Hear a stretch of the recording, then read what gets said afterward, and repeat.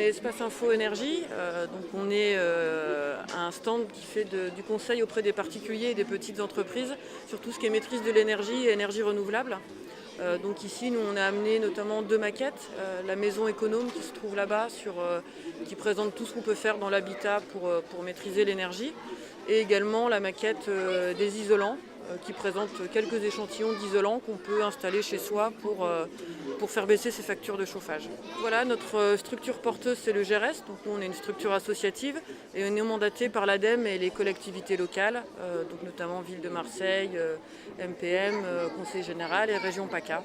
Notamment sur le festival, là, on a beaucoup de particuliers et de gens qui viennent se renseigner sur comment faire baisser leurs factures, notamment, puisque là, c'est un thème d'actualité. Donc voilà, on met à leur disposition tout un tas de documents et de guides pratiques pour les accompagner dans leur démarche. Ici, sur le festival, il y a des gens qui sont quand même déjà sensibilisés à l'écologie pour la plupart. Après, quand nous on fait nos permanences aux 40 rue Saint-Jacques, on a un petit peu toutes les sensibilités, notamment écologiques et également monétaires.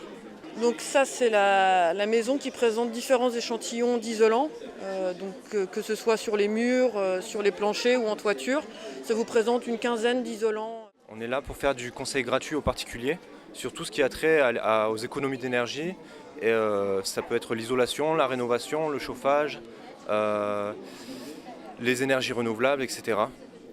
Alors ici, on a la borne de thermographie. En fait, en avril 2006, un avion a survolé la ville à basse altitude avec une caméra thermique et a mesuré les déperditions de chaleur des toitures marseillaises.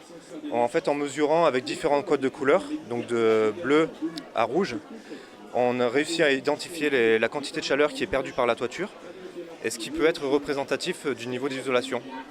Donc si par exemple on prend le palais du Pharaon, où on est aujourd'hui, on peut se rendre compte que le palais du Pharaon apparaît en jaune et en rouge, ce qui est représentatif, on le voit ici dans la légende, d'une déperdition moyenne et d'une déperdition forte.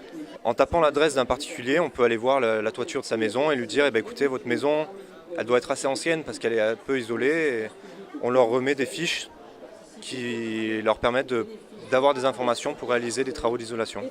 Donc en fait, on va les voir, on leur dit est-ce que vous voulez voir les déperditions de votre maison, et ils sont assez curieux et plutôt contents de voir à quel point ça peut être précis. Par exemple, un appart qui a été en travaux va apparaître en bleu parce qu'il ne sera pas chauffé.